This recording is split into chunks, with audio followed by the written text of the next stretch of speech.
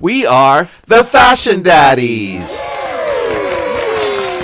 Okay, Fashion Daddy Nick, I'm excited about today's podcast. Yeah, it's going to be a good one. So, one thing that Fashion Daddy Nick loves to do, a little... Uh-oh, are you really going to... we need to have a sidebar. What you going to tell the children? We're going to tell the children that one of your favorite hobbies is scouring the internet for vintage photos, vintage couture, all sorts of things, and it just kind of puts a happy smile on your face. It does. I do. I spent hours upon hours on Getty Images, and I literally do a search in the search bar of Getty Images, and I put Yves Saint Laurent haute couture spring summer 1973 and I spent like an hour looking over 200 photos. Then I changed 1973 to 1974 and I take a look at all that. Then I take a look, and somehow just recently I discovered what we're going to talk about today. Yeah. Which is an auction. Yes. It's not just couture, it's just very historical fashion, right? Yeah. Is that what it was? Yes. So, in case you don't know, there's something called the Kerry Taylor Auctions, and they happen in London. It just fascinates me because they're really specialized in haute couture, in fashion, in historical fashion, and I just keep saying the word. It's fascinating to me. Yeah. So recently, just last week, December 9th, in fact, there was this fabulous auction, Kerry Taylor Auction's Passion for Fashion. And they have them every year. They have several a year, Passion for Fashion.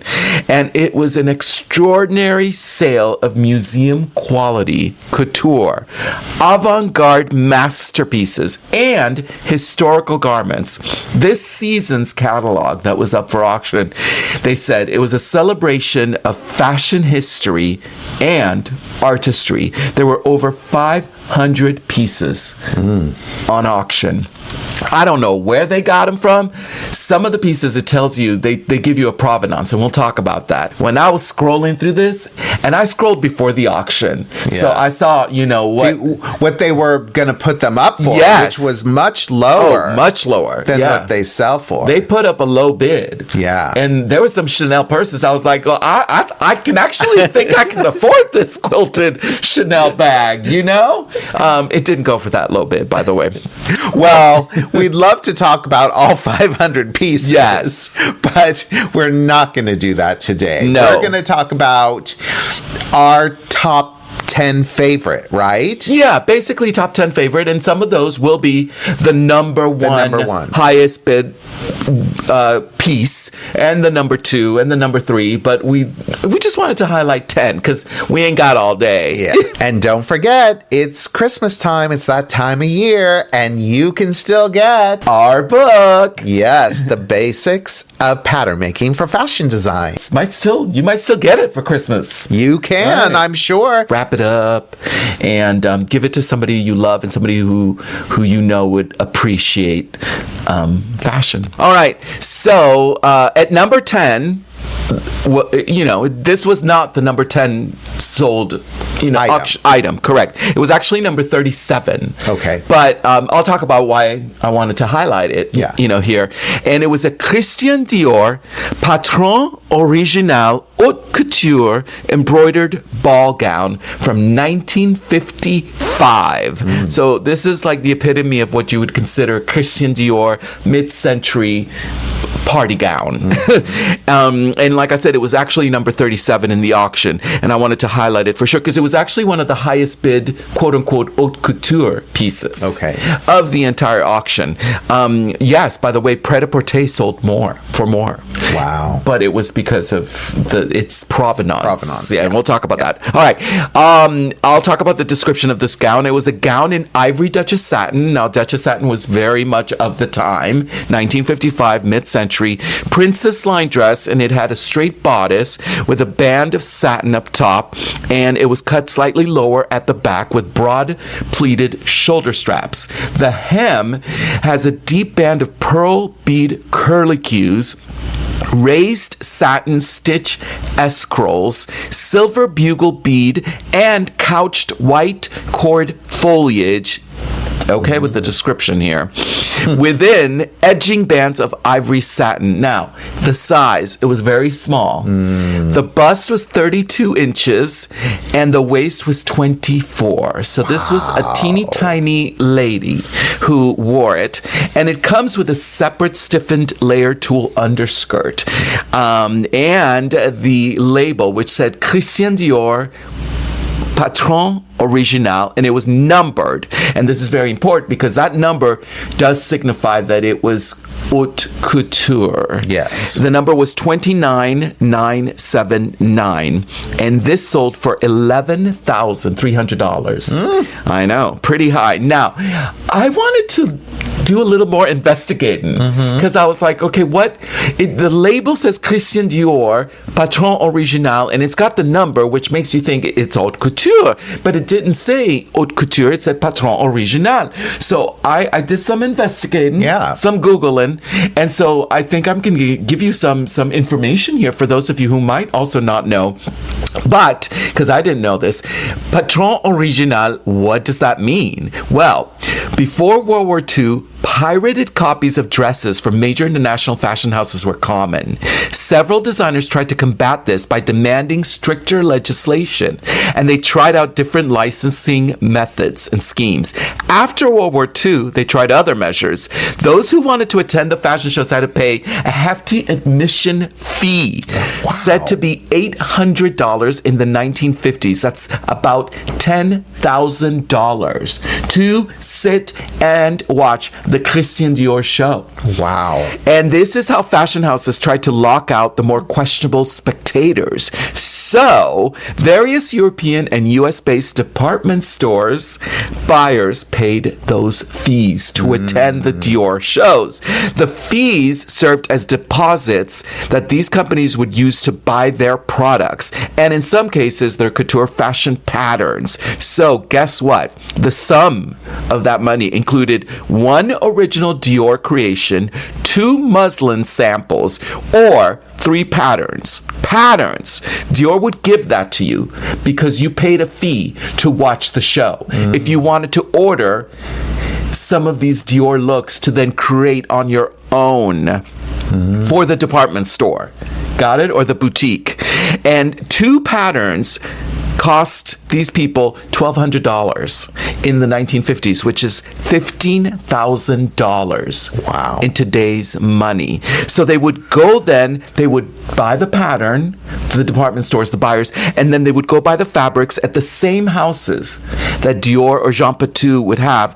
And they would also go to established sewing places that were approved by the couture houses that then would recreate the look. And once it was all done, they would hand them that label that said Christian Dior Patron Original. Not really haute couture, but close enough. Wow. There's the history. So interesting. Kids. I never knew that existed. Yeah. I knew that the American stores, department stores, and designers would, quote unquote, knock off these French designers. But I didn't understand or didn't realize that it was almost an insider situation. Where these top houses allowed it. They allowed, well, if you paid. It was pay for play. Right. So listen, you can recreate our looks, but it's got to be under our guidelines. And by the way, you're going to pay for it. And so it was a way for somebody, a woman in America, in Virginia, wherever, to wear Christian Dior, an original Christian Dior dress, or somebody in Norway or London. Right. Without having to go to Paris, without having to go through the 3, 4, 5 fittings. without having to pay the money. You know, to order an actual couture dress from Dior in 1955 probably cost at that point about $800 to $1,000 in 1955 money, which is about $20,000 now. No.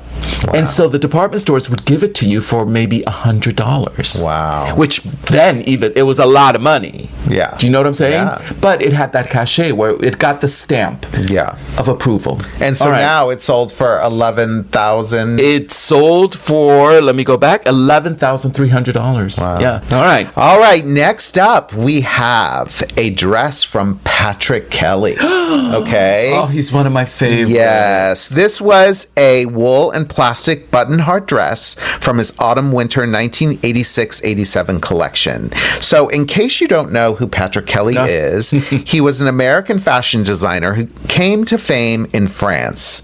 Among his accomplishments, he was the first American to be admitted to the Chambre Syndicale des Prêt-à-Porter.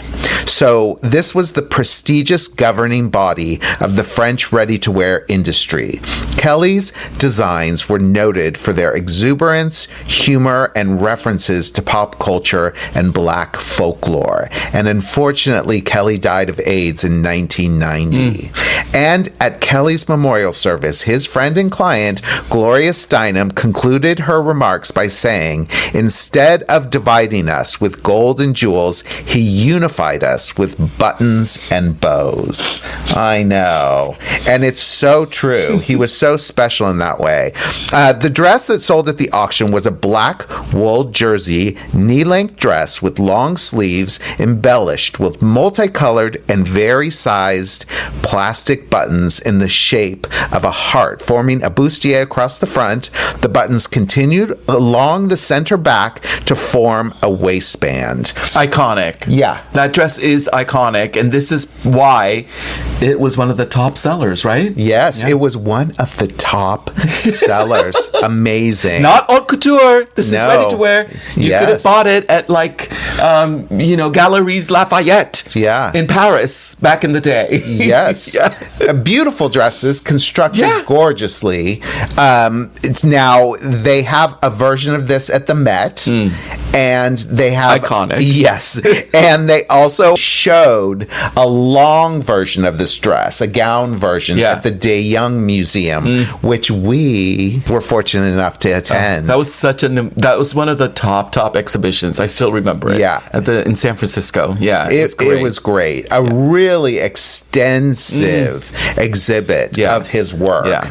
Another really fun bit of trivia is in the auction photos, they included a photo of Betty Davis at the David Letterman show. Oh, yeah. And she was wearing a version of this dress. It wasn't the same dress, but it was a version. And she had a cute little black hat with buttons that matched. So it gives reference to what a pop culture icon he was. Amazing. Yeah. Like diva. Up to the 80s. Yeah, she was still like, no, I'm going to give you what the kids are wearing. Yeah.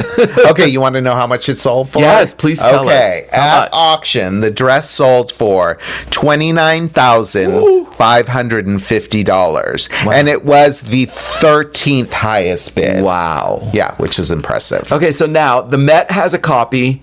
What museum bought this one? Yeah. Who Inquiring minds want to know. Yeah. All right, great. I love it. Okay, next up, we've got a black halter, simple, elegant ruffle dress, and it was from Audrey Hepburn.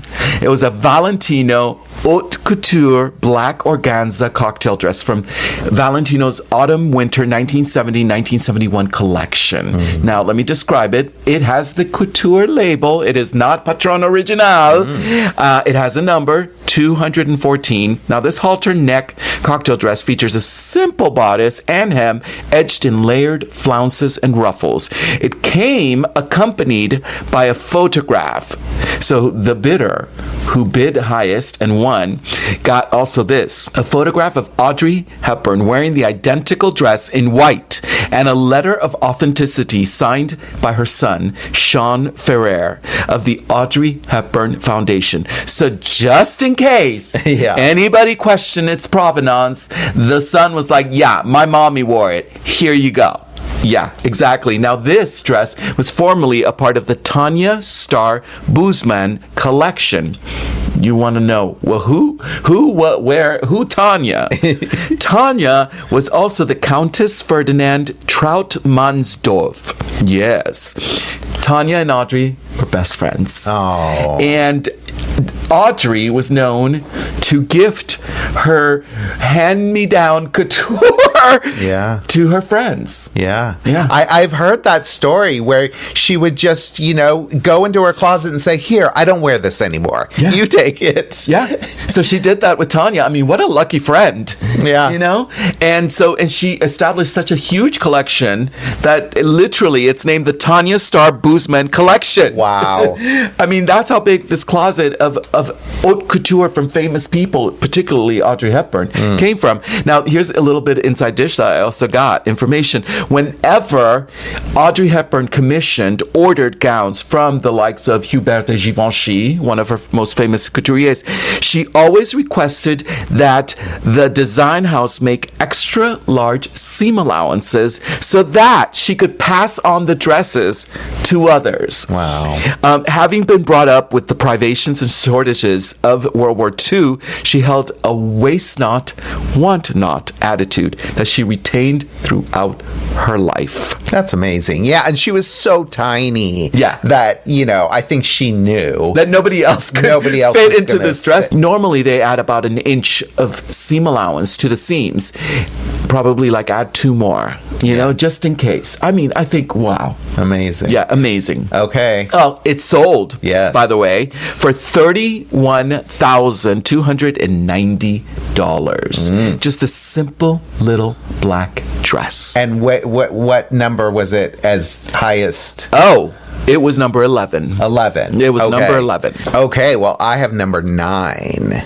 In terms of bids, right? In terms of bids. The 9th highest bid. Exactly. Okay. Exactly. And it's very fun.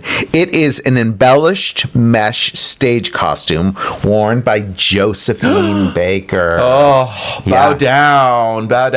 Yeah. There were a number of Josephine Baker pieces in this auction, and this was by far the highest bid.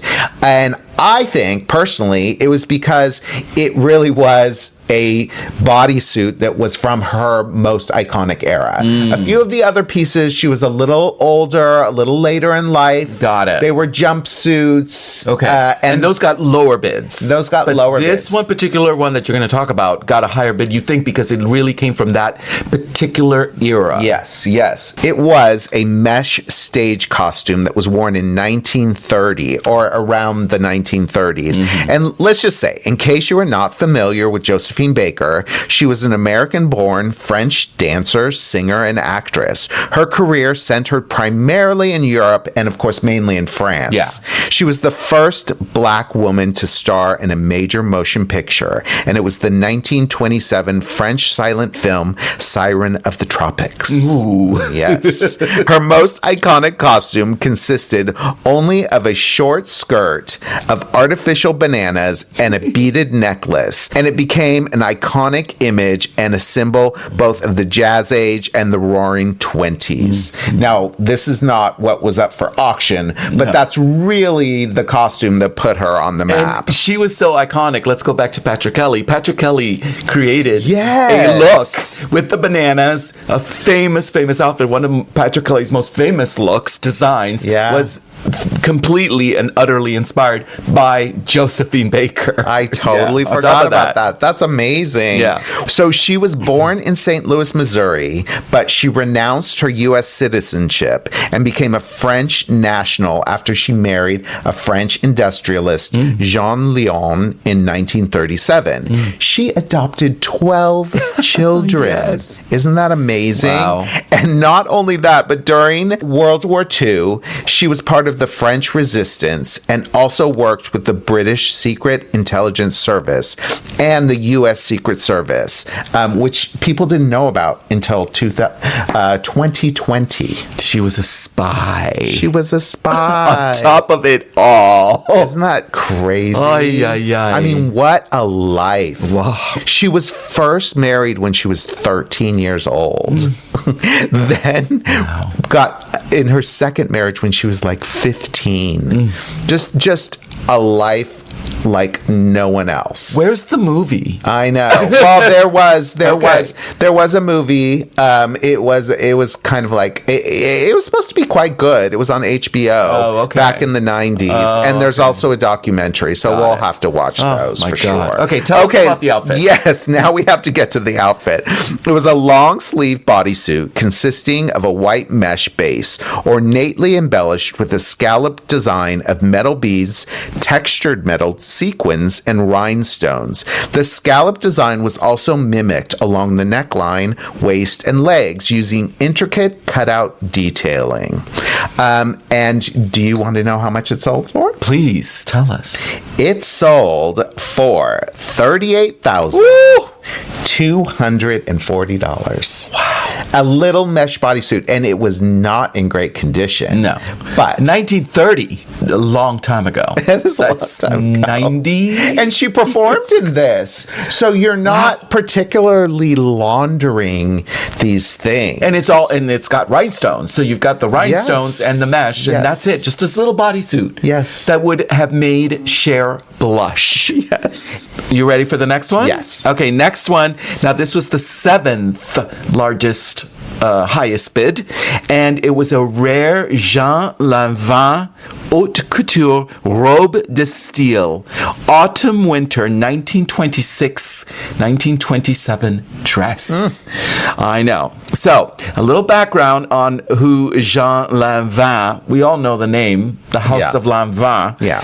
She was a French haute couture fashion designer who lived from 1867 to 1946. She founded the fashion house of Lanvin, as well as Lanvin Parfums.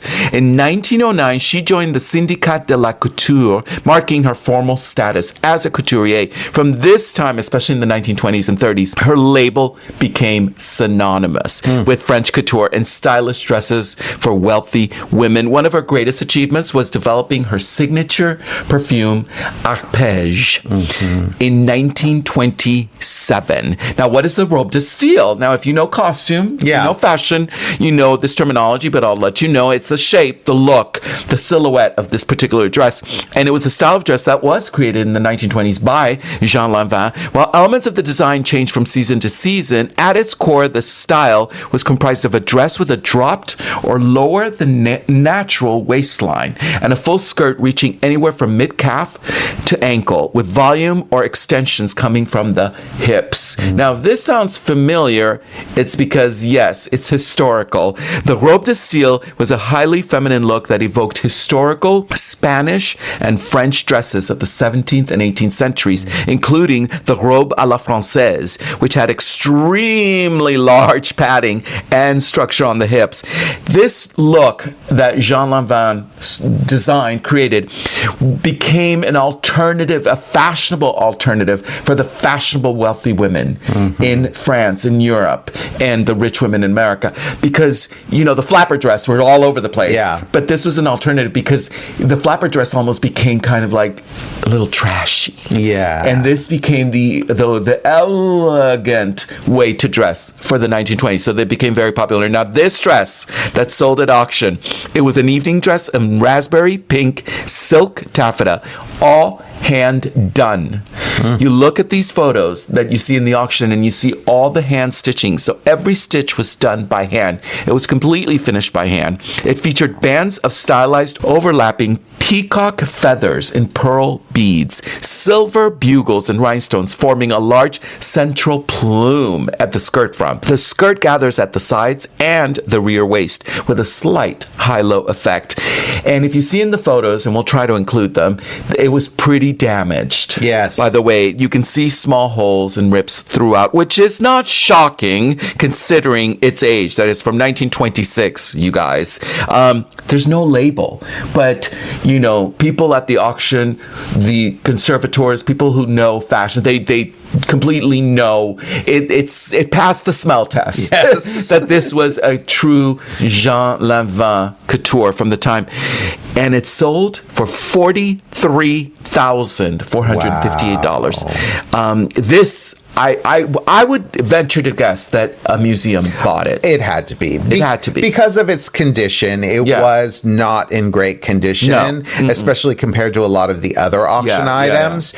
So it was for sure had to be a museum. And when it is displayed, you see the display photo and it looks great. Yes, it does. does. And then a lot of the close-ups you see, it's wear and tear. And they showed it, so in case you were going to bid, of course. I thought that was very good and very open and frank of the auction house to show you, just so you know, if you're going to plunk down the amount of a really nice car, we got to show you the little bumps. Yeah, no return policy.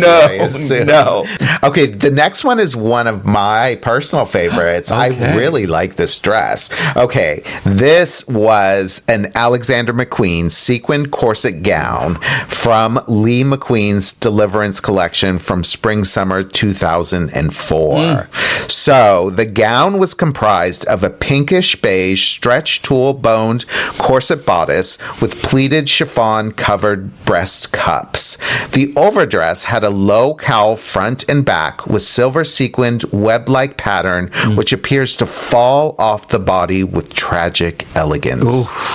On the runway, the model was seen collapsing in the arms of her dancing partner before helplessly being dragged off the stage. Oh, just like take me. Not just take me in my crystal gown. It wasn't just a beautiful gown, but an iconic fashion show, which I think is part of its high bid. So this was the 9th highest bid dress. It was out of 500. Out of 500, this was way up there, and it sold for $45,197. So goosebumps. Yeah. Okay. All right. Moving on. We've got a ready-to-wear, but it's a rare ready-to-wear. It's not couture, and this was out of more than 500 items that were up for it. This was number 4. Wow. Number 4. And you're just going to die when you see the image if you're watching this on YouTube.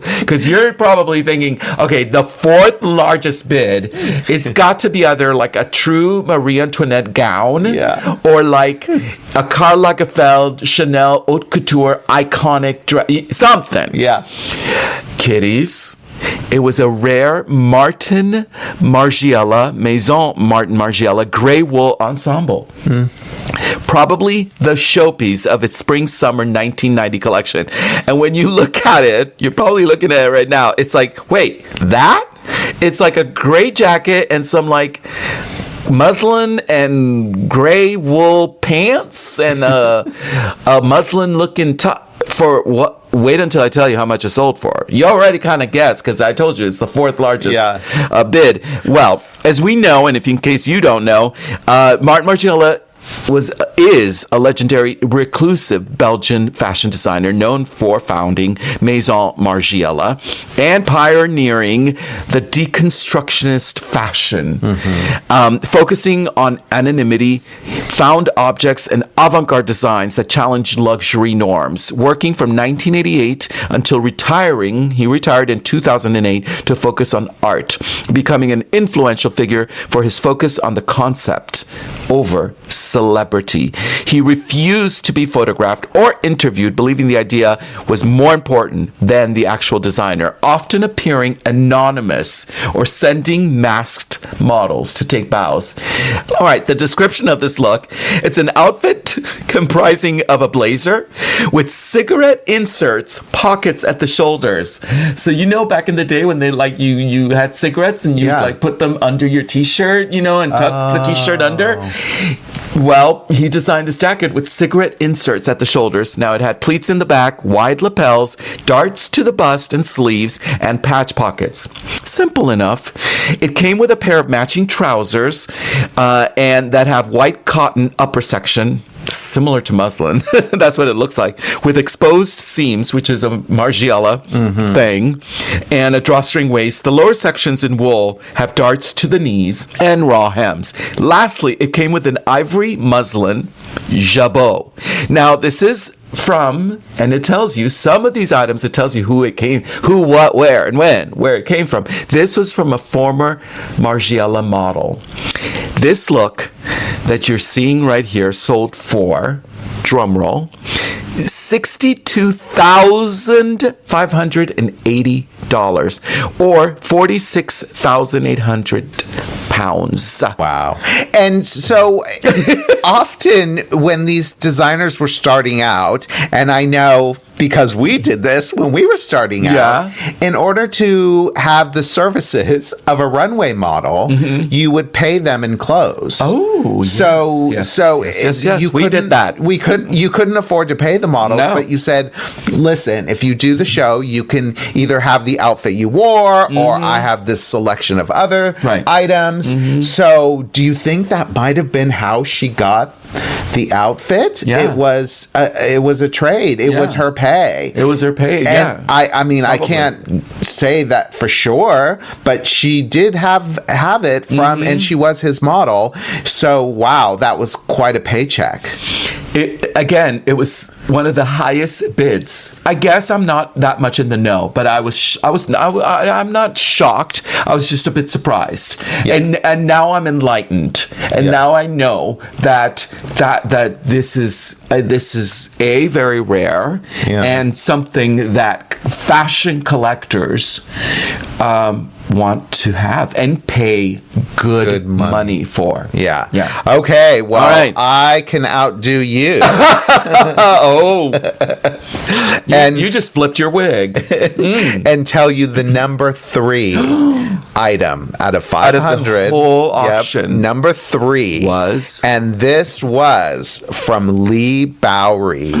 Okay? And it's called Lee Bowery's Mrs. Peanut Ensemble from 1993. Okay, so let me tell you who Lee Bowery was, because probably a lot of people don't know. Lee Bowery, who was a groundbreaking performance artist, fashion designer, and club icon whose provocative and surreal creations challenge conventional ideas of beauty, gender, and identity. Known for his flamboyant costumes, extreme body modifications, and theatrical persona, Bowery became a central figure in London's underground scene during the 1980s and early 1990s, particularly in relation to avant-garde nightclub Taboo. Yeah.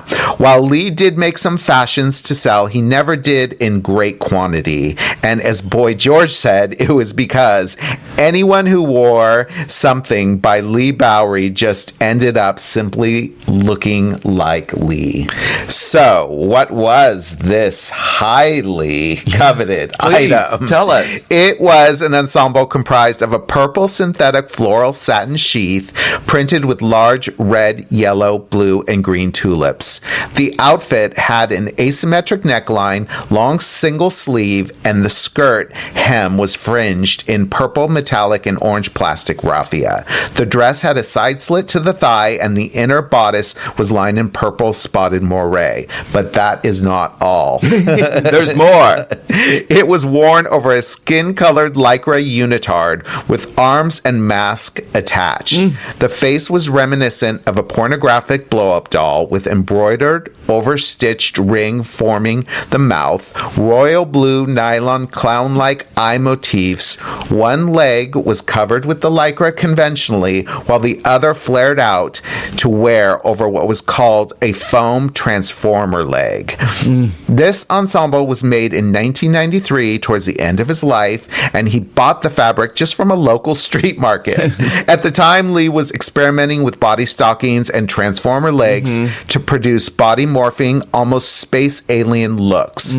Lee based his creation on Mr. Peanut, the planter's peanut, as we all know.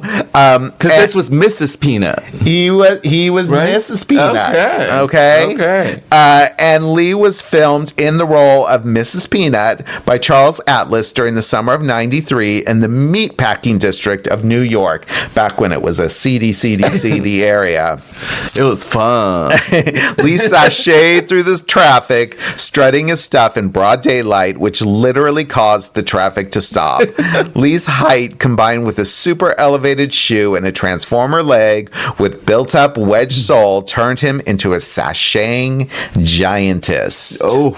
Yes. Giantess. Yes. Okay, you want to know how much it sold for? Well, you said it's what? What number? It's number 3. Whee. Go. Okay. It sold for $73,000. Yeah. Wow. Amazing. Wow. And again, there were other Lee Bowery items in this auction, but this, I think, was not only iconic. When you see it, you're just like, oh, wow, it is totally iconic. But you can watch the film that was shot in the meatpacking district of him wearing Just strutting around the streets. Yes. So the pedigree really, I think, added to what ended up being a big price tag. Okay, are we ready for, this is the second, the number 2. You gave us number 3. All right, so this is the second highest bid, and it's from Alexander McQueen, of course. It's an Alexander McQueen dégradé crepe kimono ensemble from La Dame Bleu collection from spring summer 2008. Take a look at this. And this collection was very important because it was created in the memory of Isabella Blow, the designer's muse and one of his closest friends who passed away in 2007, instilling McQueen's inveterate fascination with Japan. This gown features kimono sleeves and an obi belt. The belt and the sandals, the shoes, which were also up for auction, that was the whole entire look, evoke that Japanese reverence for the butterfly as a symbol of the soul. Another memorialization of Blow. This kimono dress is in ombre shaded colors that go from cyclamen pink through a dark purple at the hem. It has ankle length kimono sleeves, very dramatic, and they're dyed to match, and the skirt has a rear kick split right to the hem.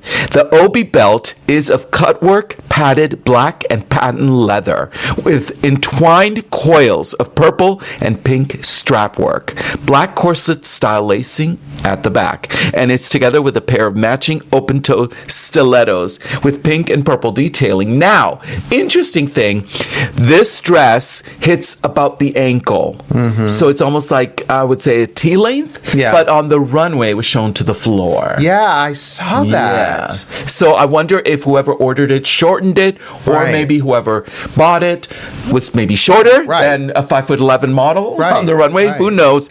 All right, here we go. You ready? Yes. Second highest selling item, sold for $90,000. Oh my gosh. This Alexander McQueen dress, kimono dress, sold for $90,394 from the spring 2008 collection. Wow. Yeah. Amazing. McQueen gets you money. Pret-a-porter, not even couture. Yeah, not even couture. Although he made his stuff almost like couture. Yeah. So, but yeah.